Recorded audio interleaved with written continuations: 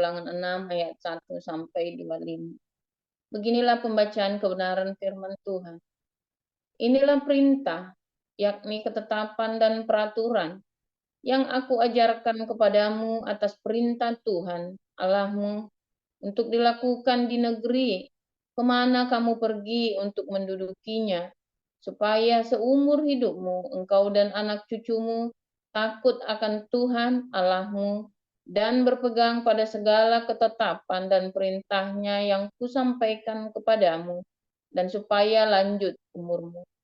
Maka dengarlah, hai orang Israel, lakukanlah itu dengan setia, supaya baik keadaanmu, dan supaya kamu menjadi sangat banyak, seperti yang dijanjikan Tuhan, Allah nenek moyangmu, kepadamu di suatu negeri yang berlimpah-limpah susu dan madunya. Dengarlah, hai orang Israel, Tuhan itu Allah kita, Tuhan itu Esa. Kasihilah Tuhan Allahmu dengan segenap hatimu dan dengan segenap jiwamu dan dengan segenap kekuatanmu.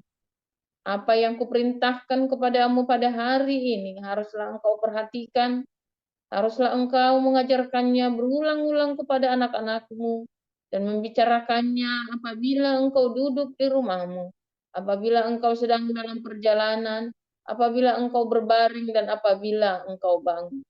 Haruslah juga engkau mengikatkannya sebagai tanda pada tanganmu, dan haruslah itu menjadi lambang di dahimu, dan haruslah engkau menuliskannya pada tiang pintu rumahmu dan pada pintu gerbangmu.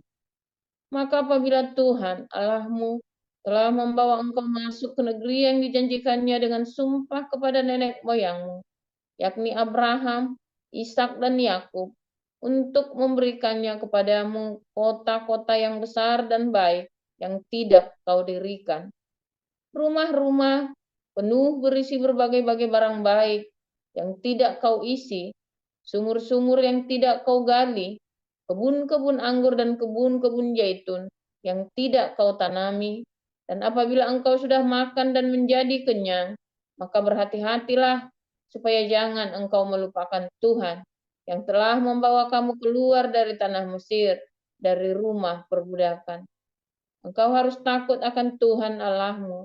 Pada Dia haruslah engkau beribadah, dan demi namanya haruslah engkau bersumpah. Janganlah kamu mengikuti Allah lain dari antara Allah bangsa-bangsa sekelilingmu. Sebab Tuhan Allahmu adalah Allah yang cemburu di tengah-tengahmu, supaya jangan bangkit murka Tuhan Allahmu terhadap engkau, sehingga Ia memunahkan engkau dari muka bumi. Janganlah kamu mencobai Tuhan Allahmu, seperti kamu mencobai Dia di masa. Haruslah kamu berpegang pada perintah, peringatan dan ketetapan Tuhan Allahmu yang diperintahkannya kepadamu. Haruslah engkau melakukan apa yang benar dan baik di mata Tuhan, supaya baik keadaanmu dan engkau memasuki dan menduduki negeri yang baik yang dijanjikan Tuhan dengan sumpah kepada nenek moyangmu, dengan mengusir semua musuhmu dari hadapanmu, seperti yang difirmankan Tuhan. Apabila di kemudian hari anakmu bertanya kepadamu, apakah peringatan, ketetapan dan peraturan itu yang diperintahkan kepadamu oleh Tuhan Allah kita, maka haruslah engkau menjawab anakmu itu, kita dahulu adalah budak Firaun di Mesir, tetapi Tuhan membawa kita keluar dari Mesir dengan tangan yang kuat. Tuhan membuat tanda-tanda dan mujizat-mujizat yang besar dan yang mencelakakan terhadap Mesir, terhadap Firaun dan seisi rumahnya di depan mata kita. Tetapi kita dibawanya keluar dari sana, supaya kita dapat dibawanya masuk untuk memberikan kepada kita negeri yang telah dijanjikannya dengan sumpah kepada nenek moyang kita. Tuhan, Allah kita, memerintahkan kepada kita untuk melakukan segala ketetapan itu dan untuk takut akan Tuhan Allah kita, supaya senantiasa baik keadaan kita dan supaya Ia membiarkan kita hidup seperti sekarang ini. Dan kita akan menjadi benar apabila kita melakukan segenap perintah itu dengan setia di hadapan Tuhan Allah kita, seperti yang diperintahkannya kepada kita. Ketika Yesus keluar dari bait Allah, seorang muridnya berkata kepadanya, "Guru, lihatlah betapa kokohnya batu-batu itu dan betapa megahnya gedung-gedung itu." Lalu Yesus berkata kepadanya, "Kau lihat gedung-gedung yang hebat ini? Tidak satu batu pun akan dibiarkan terletak di atas batu yang lain. Semuanya akan diruntuhkan." Ketika Yesus duduk di atas Bukit Zaitun, berhadapan dengan bait Allah, Petrus, Yakobus, Yohanes, dan Andreas bertanya sendirian kepadanya, "Katakanlah kepada kami, bila manakah itu akan terjadi, dan apakah tandanya, kalau semuanya itu akan sampai kepada kesudahannya?" Maka mulailah Yesus berkata kepada mereka, "Waspadalah, supaya jangan ada orang yang menyesatkan kamu. Akan datang banyak orang dengan memakai namaku dan berkata, 'Akulah dia,' dan mereka akan menyesatkan banyak orang. Dan apabila kamu mendengar deru perang atau kabar-kabar tentang perang, janganlah kamu gelisah. Semuanya itu harus terjadi, tetapi itu belum kesudahannya. Sebab bangsa akan bangkit melawan bangsa dan kerajaan melawan kerajaan. Akan terjadi gempa bumi di berbagai tempat dan akan ada kelaparan. Semua itu barulah permulaan penderitaan menjelang zaman baru. Tetapi kamu ini, hati-hatilah. Kamu akan diserahkan kepada majelis agama dan kamu akan dipukul di rumah ibadat, dan kamu akan dihadapkan ke muka penguasa-penguasa dan raja-raja karena aku, sebagai kesaksian bagi mereka. Tetapi Injil harus diberitakan dahulu kepada semua bangsa. Dan jika kamu digiring dan diserahkan, janganlah kamu khawatir akan apa yang harus kamu katakan. Tetapi katakanlah apa yang dikaruniakan kepadamu pada saat itu juga. Sebab bukan kamu yang berkata-kata, melainkan Roh Kudus. Seorang saudara akan menyerahkan saudaranya untuk dibunuh. Demikian juga seorang ayah terhadap anaknya. Dan anak-anak akan memberontak terhadap orang tuanya dan akan membunuh mereka. Kamu akan dibenci semua orang oleh karena namaku. Tetapi orang yang bertahan sampai pada kesudahannya, ia akan selamat. Apabila kamu melihat pembinasa keji berdiri di tempat yang tidak sepatutnya, para pembaca hendaklah memperhatikannya. Maka orang-orang yang di Yudea haruslah melarikan diri ke pegunungan. Orang yang sedang di peranginan di atas rumah, janganlah ia turun dan masuk untuk mengambil sesuatu dari rumahnya. Dan orang yang sedang di ladang, janganlah ia kembali untuk mengambil pakaiannya. Celakalah ibu-ibu yang sedang hamil atau yang menyusukan bayi pada masa itu. Berdoalah supaya semuanya itu jangan terjadi pada musim dingin. Sebab pada masa itu akan terjadi siksaan seperti yang belum pernah terjadi sejak awal dunia yang diciptakan Allah sampai sekarang, dan yang tidak akan terjadi lagi. Dan sekiranya Tuhan tidak mempersingkat waktunya, maka dari segala yang hidup tidak akan ada yang selamat. Akan tetapi oleh karena orang-orang pilihan yang telah dipilihnya, Tuhan mempersingkat waktunya. Pada waktu itu, jika orang berkata kepada kamu, "Lihat, Mesias ada di sini," atau "Lihat, Mesias ada di sana," jangan kamu percaya. Sebab Mesias-Mesias palsu dan nabi-nabi palsu akan muncul dan mereka akan mengadakan tanda-tanda dan mujizat-mujizat dengan maksud sekiranya mungkin menyesatkan orang-orang pilihan. Hati-hatilah kamu. Aku sudah terlebih dahulu mengatakan semuanya ini kepada kamu. Tetapi pada masa itu, sesudah siksaan itu, matahari akan menjadi gelap dan bulan tidak bercahaya, dan bintang-bintang akan berjatuhan dari langit, dan kuasa-kuasa langit akan goncang. Pada waktu itu, orang akan melihat Anak Manusia datang dalam awan-awan dengan segala kekuasaan dan kemuliaannya.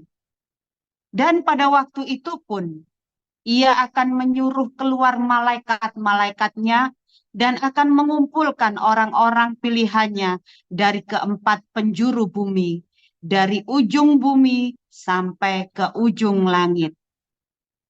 Tariklah pelajaran dari perumpamaan tentang pohon ara. Apabila ranting-rantingnya melembut dan mulai bertunas, kamu tahu bahwa musim panas sudah dekat. Demikian juga, jika kamu lihat hal-hal itu terjadi, ketahuilah bahwa waktunya sudah dekat, sudah diambang pintu. Aku berkata kepadamu, sesungguhnya angkatan ini tidak akan berlalu sebelum semuanya itu terjadi. Langit dan bumi akan berlalu, tetapi perkataanku tidak akan berlalu. Tetapi tentang hari atau saat itu, tidak seorang pun yang tahu. Malaikat-malaikat di sorga tidak, dan anak pun tidak. Hanya Bapa saja. Hati-hatilah dan berjaga-jagalah, sebab kamu tidak tahu bila manakah waktunya tiba.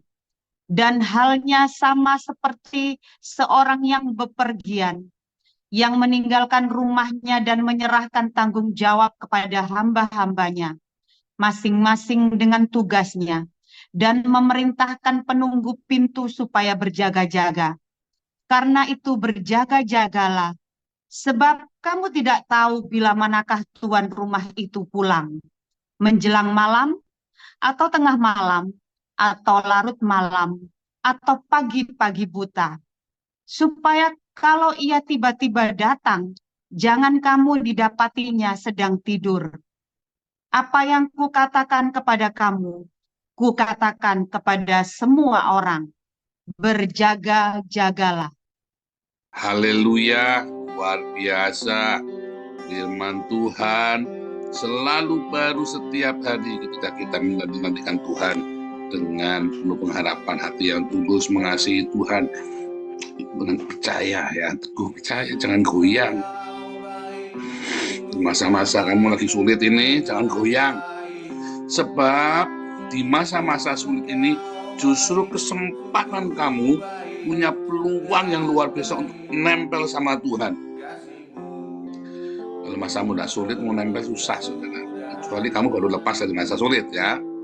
Tapi kalau kamu lagi masa sulit, kamu tidak pernah mengalami masa sulit, kamu nempel sama Tuhan susah. Orang kaya susah masuk kerajaan Allah. Kalau kamu tidak ada hidupmu itu ya punya banyak duit, dimanja, selalu semuanya beres, Anda mau nempel sama Tuhan sulit. Kayak orang-orang di Eropa, saudara. Orang-orang Israel, orang Eropa, begitu kamu dalam masa-masa damai. Kenapa bisa ada masa damai dalam hidupmu? Karena dari orang tuamu. Ya, orang tuamu baik. Sehingga Anda yang terlahir Kristen dalam keluarga yang baik, ya stabil hidupnya. Ya. Nah, di masa-masa itu kamu sulit untuk mengenal Tuhan justru. Paradoks ya, ironis sekali. Kita disuruh mengenal Tuhan, disuruh mendidik anak-anak di dalam Tuhan. Daud disuruh kasih nama anaknya, Yedijah. Artinya dikasihi Tuhan. Terus Daud mikir, waduh kalau dikasihi Tuhan, kayak saya ini kan kekasih Allah nih. Daud kan disebut kekasih Allah. Ya, disuruh tarung sama serigala, tarung sama beruang, tarung sama singa, tarung sama Goliat, dikejar-kejar mertua. Dia nggak kebayang anaknya dikasihi Tuhan kayak namanya dikasihi Tuhan lagi Yedijah. adalah jangan, saya mau anak saya damai-damai saja. Dia bernubuat buat anaknya, shalom. Shalom saudara, damai. Ya kan, damai. Tidak ada perang zamannya Salomo, ya perangnya di luar, di Israel, damai, aman. Saking amannya, Salomo mau melekat sama Tuhan, sulitnya minta ampun. Akhirnya melekat kepada istri-istrinya, ya kan? Ya kan? Karena Tuhan meluputkan. Ya, kenapa? Karena buahnya Daud dilindungi, ya kan? Daud yang menabur, Salomo yang menuai. Lalu untuk bisa melekat sama Tuhannya gimana coba? Anda yang tidak pernah mengalami masa-masa sulit, Anda susah dekat sama Tuhan. Kalau kamu lagi dalam masa sulit, itu kesempatan kamu cari Tuhan, ya, sampai jantungmu kamu belah, saudara, hatimu, Tuhan, ini Tuhan. Di masa-masa sulit, kamu akhirnya bisa bilang, Tuhan, belah dadaku, buka jantungku, kalau ada yang tidak benar, Tuhan bereskan. Hanya di masa sulit kamu bisa bilang begitu, saudara. Kalau masamu tidak sulit ngomong gitu, bohong, retorika belaka itu, hanya puisi di tengah, ya kan? Hanya puisi di tengah panggung pertunjukan, panggung drama rohani. Tapi di masa sulit, kamu ngomong begitu tuh polos, saudara.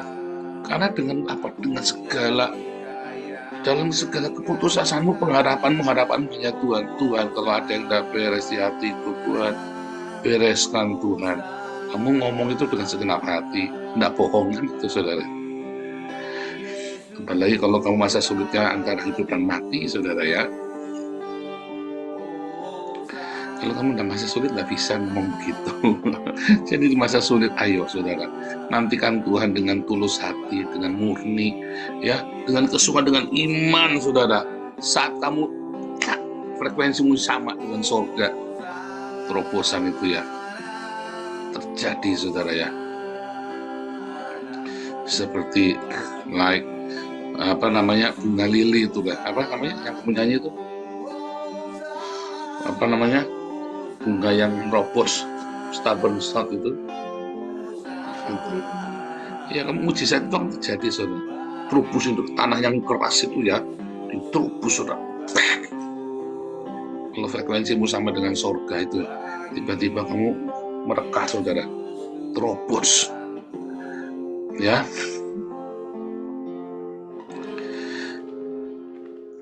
Suasana hatimu harus melekat, nempel. Di malam kita cerita tentang antikristus, setiap hari Minggu kita cerita tentang antikristus, bagaimana persiapannya, tanda-tandanya, semua yang saya kasih ke Anda itu nanti Anda kepake nanti. Ya, yang saya ngomong sama Anda, ingat-ingat ya, semua Anda akan melihat yang saya ngomong itu. Saya tidak tahu kapan waktunya, saya hanya bisa mengira-ngira, tapi Anda akan melihat tanda-tandanya dengan mata kepalamu sendiri. Kalau hari ini Anda dalam masa-masa sulit, gunakan masa sulit ini untuk melekat sama Tuhan. Tanpa masa sulit, kamu mau cari Tuhan itu susah. Hari ini Anda yang dalam masa sulit, melekat erat sama Tuhan, bertobat erat-erat sama Tuhan, peluk erat-erat. Dan kalau sudah peluk, jangan lepaskan. Sekalipun kamu sudah mengalami terobosan, jangan lepaskan. Karena sekali kamu lepaskan, kamu mau cari lagi susah. Begitu kamu sudah tune frekuensimu dengan surga, jangan kamu geser.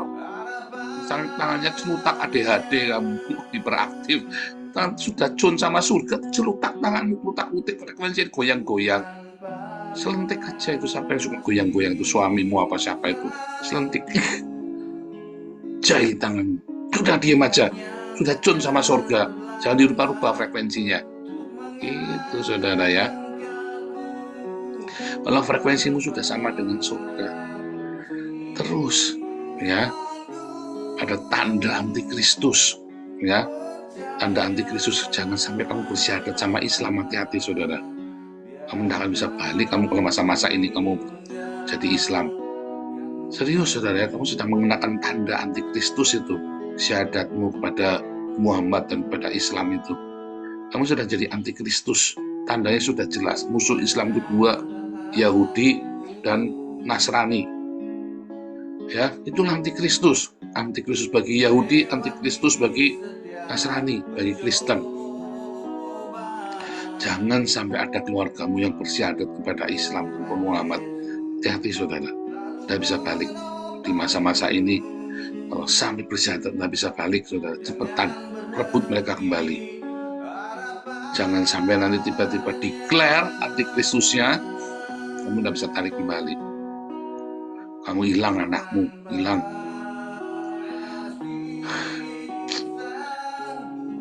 Nanti kamu ditandai, ya, di dahimu, ya kan, dan di tangan kananmu. Tanda antikristus itu syahadat itu, saudara.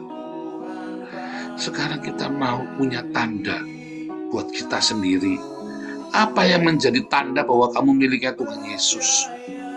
Ya, itu tadi yang sering kita recite setiap hari. Ya, Shema Israel, Adonai Eloheinu, Adonai Echad. Echad itu bukan cuma satu, angka satu, bukan. Echad itu adalah yang itu. Ya, bahwa Tuhan kita itu yang itu. Siapa? Yehova. Ya, Yehova yang kita kenal di dalam Yeshua HaMashiach, Yesus Kristus. Ya, itulah Tuhan kita, Tuhan yang itu. Echad itu tuh yang itu, Tuhan. Ya, bukan 1, 2, 3. Itu ada di dalam prinsip Maimonides, bukan angka 1, saudara, tapi yang itu. Ya, Maimonides bilang ya bahwa Echad itu bukan 1, bukan numerik, bukan number, tetapi definite. Ya, yang definite, yang itu. Ya, dalam prinsipnya Maimonides yang pertama dan kedua, kalau nggak salah itu ya, the principle of faith Maimonides, 13 principle of faith Maimonides, Rambam, Rabbi Moses ben Maimonides. Ya, artinya itu ya, jelas sekali ya, bukan angka 1, bukan monoteisme karena orang Yahudi, bukan penganut monoteisme loh, saudara, tapi monolatri, ya, henoteisme, bukan monoteisme. Islam monoteisme, tapi Yahudi itu bukan monoteisme, tapi henoteisme, monolatri, saudara. Ya, hati-hati loh, saudara, ya, jangan salah. Shema Israel, Adonai Eloheinu, Adonai Echad. Yang itu, Yesus yang kita kenali dalam nama Yesus Kristus. Yohanes 17 ayat 11 dan 12. Namamu yang kau berikan kepadaku, kata Yesus, nama Yehova diberikan kepada Yesus. Ya, Yehova Yahshua. Bukan sembarang Yesus, tapi Yesus yang itu, yang Echad itu. Ya, dengan semua tanda-tanda penggenapan. Ya, nah, saudara, Anda ditandai dengan itu. Kamu ini milik siapa? Kamu ditandai. Makanya Shema Israel itu recite-nya itu ditandain, ya. Bilang tulislah itu di dahimu dan di tanganmu, katanya. Ya kan? Sebagai tanda di dahimu. Anda lihat orang-orang Yahudi itu kalau berdoa, dia pakai kotak itu ya. Pakai tefilim itu ya, ditaruh sininya ya. Di kepalanya itu. Nah, itu kasih tanda, isinya itu Shema Israel, Adonai Elohim, Adonai Echad. Ve'afta et Adonai Eloheika. Ya, bekol lefafka, ubekol nafseka, ubekol meodeka. Dengan segenap hatimu, dengan segenap jiwamu, dengan segenap kekuatanmu. Kamu disuruh mengasihi Tuhan, itu, saudara, ya. Itu isinya itu, saudara, ya. Bagaimana cara kamu mengasihi itu? Hanya tidak kelihatan. Yesus mengajarkan kepada kita dalam Matius 25, ketika kamu melakukannya untuk orang yang paling hina ini, kamu melakukannya untuk aku. Ketika kita melakukannya untuk orang yang paling hina dalam hidupmu, segala perbuatan yang kamu lakukan kepada orang yang paling hina dalam hidupmu, siapa yang paling hina dalam hidupmu? Buat saya adalah orang-orang Islam yang ngejar-ngejar saya mau bunuh saya, saudara. Buatmu siapa? Buat saya orang yang paling hina dalam hidupnya adalah musuh saya. Orang mengkhianati saya, orang yang kurang ajar sama saya, itu orang yang paling hina. Ya, kalau kamu mengasihi mereka, memberkati mereka, kamu sudah melakukannya untuk Tuhan. Dan itu harus kamu tuliskan di dahimu, saudara. Kamu ingat-ingat, selalu ada, dan semua orang melihat kamu mengasihi musuh-musuh. Ada di dahimu, nggak bisa disembunyiin. Mau kamu benci musuhmu, itu dari dahimu, saudara. Semua orang melihat tanda milik Kristus, yaitu ketika kamu berkata, aku mengasihimu musuhku. Aku mengasihimu, hai orang yang sudah mengkhianati, yang sudah menjelek-jelekan aku, yang sudah berkata tidak baik tentang saya. Aku mengasihimu. Itu menjadi tanda di kepalamu. Seperti saya berkata kepada Agustan, ya, aku ampuni kamu Agustan. Terus kita kumpulkan donasi buat Agustan, ya. Itu menjadi tanda di kepala kita, saudara. Itulah kita, orang, tanda-tanda kita ini orang-orangnya Tuhan, miliknya Tuhan. Kalau kamu tidak bisa melakukan seperti itu, saudara, kamu bukan milik Kristus, saudara. Kamu miliknya siapa? Kewe Gombel apa Gendruwo? Ya, saudara. Kalau Anda tidak punya tanda kamu mengasihi orang-orang yang tidak sepaham dengan kamu bukan milik Kristus. Tanda milik Kristus, kamu tetap mengasihi orang yang berbuat tidak baik kepadamu. Pak, bohong itu retorika, katanya si siapa itu, Donitan. Buat dia, saudara, ya, karena dia memang anaknya iblis, makanya buat dia sulit. Buat saya sudah saya buktikan dengan Agustan, kan Anda semua melihat semua saksinya, kalian semua saksinya, ya.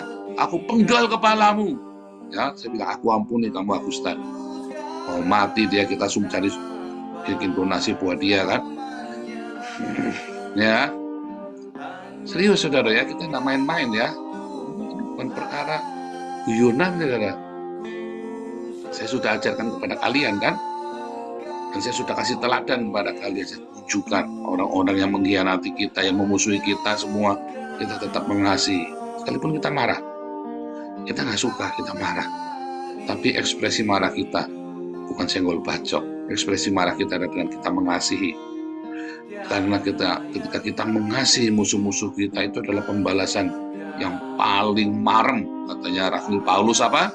Seperti menaruh bara api di atas kepalanya.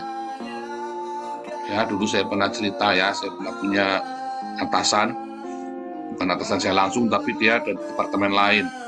Dia selalu menghina saya. Ya, dia tahu saya bekas pendeta, dibilang begitu, ya. Saya kerja sekuler. Saya tidak bekas, saya memang masuk ke dunia sekuler, tapi dia suka nyindir-nyindir, ya. Coba tuh, mana ayatnya yang menabur bara api di kepala musuh-musuhmu? Coba itu, Paul. Itu ada di Roma 12, ya, saudara, ya. Kamu sudah lakukan belum? Saya bilang, sudah toh, Pak. Apa buktinya coba? Buktinya kepala Bapak botak. Saya bilang begitu, saudara. Ya, bukti kepala Bapak botak, ya. Namanya Pak Eko. Dia Pak Eko kepalanya botak. Semua satu ruangan tuh geger, sudah ketawa semua. Serius, saudara, ya. Saya doakan terus kamu saya jengkel sama kamu nyakitin saya terus. Kamu pikir saya nggak pengen tampleng kamu tak doain tiap hari, makanya kepalamu tambah botak. Jangan ada yang kepalanya botak, kamu lagi didoain sama musuh. Kan, saudara, kita bercanda. Cuma saya lagi bercandain dia nggak sakin saya, terus balasnya cuma pakai gitu saja, saudara, ya. Langsung diem, merah semua, satu ruangan itu tawa semua. Jadi lagi meeting nasional itu, saudara, itu lagi meeting nasional itu. Waduh, ketawa semua. Ini berani sekali sih Paul, gaji saya naik, saudara, ya. Waktu itu gaji saya 8 juta jadi 12 juta, saudara. Tambah marah dia sama saya, lihatin saja, ya. Sampai bosnya saya, yang bosnya dia lagi sampai ketawa terbahak-bahak. Gile lu Paul, cuma lu doang tuh yang berani sama Pak Eko, dia bilang. Terus anak buahnya Pak Eko traktir saya makan siang. Gua seneng, gua puas lu ngomong begitu. Dia bilang, lah, lu pada takut lu penjilat semua lu, gua bilang. Ditraktir saya hari itu makan siang, saudara, sama teman-teman saya. Seru itu, saudara, ya. Bonusnya mobil 1 itu, saudara, ya. Saya kerja di situ, bonusnya mobil Suzuki Baleno itu, saudara. Serius, saudara, ya. Gila itu.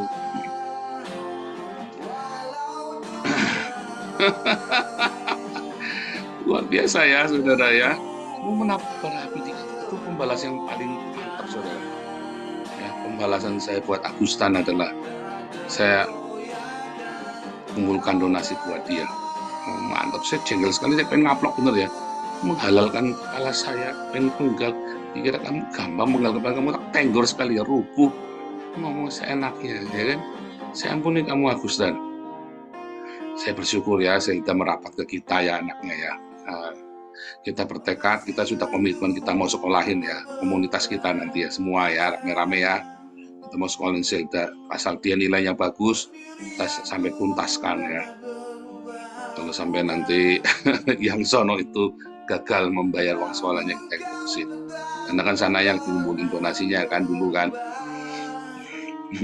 si mantan itu. Ya biar saja dia buat puter-puterin duit sama papa, nggak itu. Itu saudara, kamu caranya membalas lawan-lawanmu dengan memberkati mereka.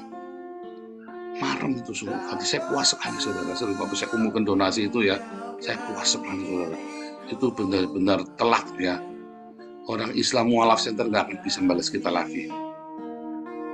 Telak itu saudara ya. Ini mau cari pembalasan seperti apa coba? Ya, Donitan bilang mustahil buat kita, nggak mustahil kita lakukan saudara. Ya, kita lakukan. Mustahil bagimu, kamu orang Islam kamu mustahil, kamu mualaf. Buat saya nggak mustahil, karena saya adalah anak-anak kerajaan Allah. Buat kamu mustahil, buat saya enggak. Ya, serius saudara ya. Yang kedua adalah fi'afta dari kamu kok. Kau mengasihi sesamamu dengan apa saudara? Dengan berdiakonia. Bohong kamu bilang saya mengasihi sesama, buktinya apa? Buktinya diakoniamu itu saudara, bukti kamu mengasihi sesama. Dan itu adalah kain lenan putih kamu. Itulah kain lenan putih kamu saudara, ketika kamu mengasihi sesama manusia. Diakoniamu, sedekahmu, semiskin apapun kamu saudara, berbagi.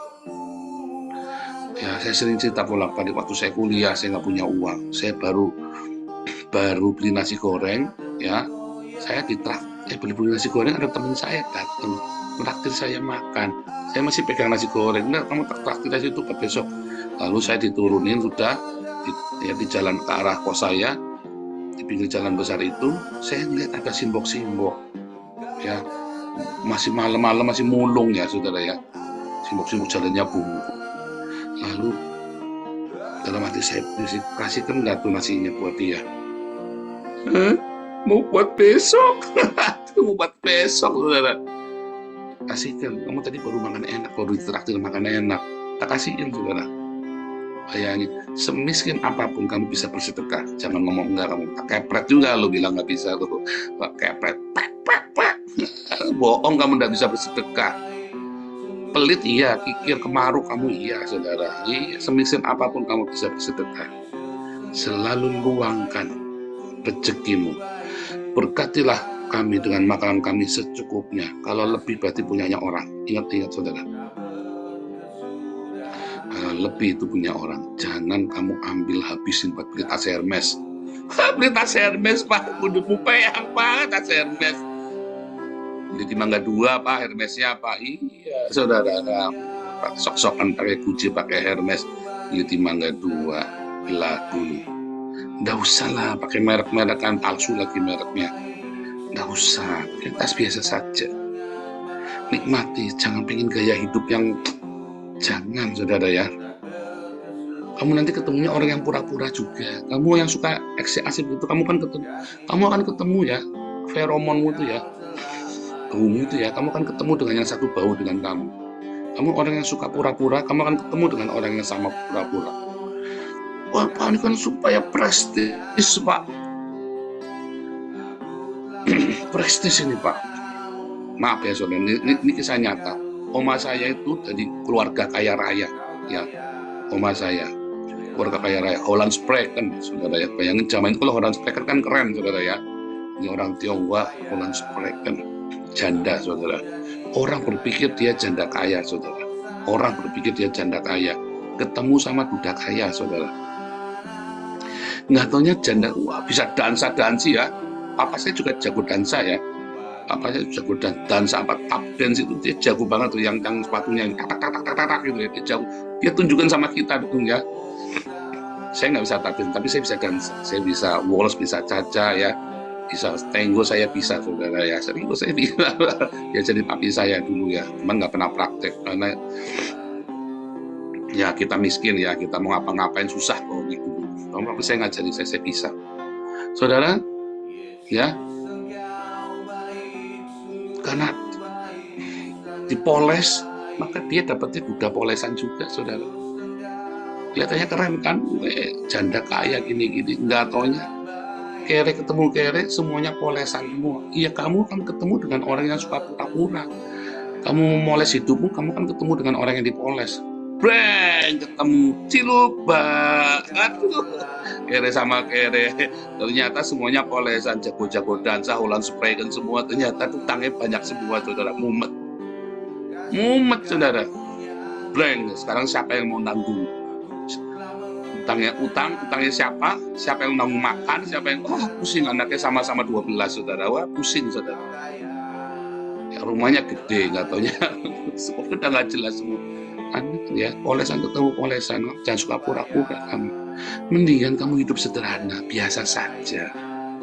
Kalau ada lebih kamu buat sedekah, hidupmu akan bahagia. Tapi saya pengen punya ini, jangan kepengen, saudara. Itulah dosa. Setiap orang dicobai oleh keinginannya sendiri. Kamu pengen bahagia, turutin omongan Nabi 26 ini. Kamu akan bahagia. Saya sudah melewati yang masa-masa itu. Goblok kamu. Hidup itu enak, hidup sederhana. Nggak kelihatan kaya. Biasa saja. Orang merendahkan kamu, ya biar, berarti itu bukan teman kamu. Nggak usah deket-deket. Pak, tapi kan orang ngeremehin kita, Pak. Berarti bukan teman kamu. Nggak usah deket-deket. Kamu mau deket-deket sama dia? Goblok kamu. Kamu pikir dia tuh ngeremehin kamu, terus dia lebih hebat dari kamu. Jangan-jangan tabungan kamu lebih banyak daripada dia. Dia banyak utangnya, dia tidak banyak keren menghina-hina. Ternyata dia utang. Suatu ketika saya pernah ketemu orang, ini orang utang, wah gaya mas selangit, saudara. Yang diutangin, saudara, pakaiannya itu melomprok, saudara, kayak simbok-simbok. Ya, matiin dulu ya.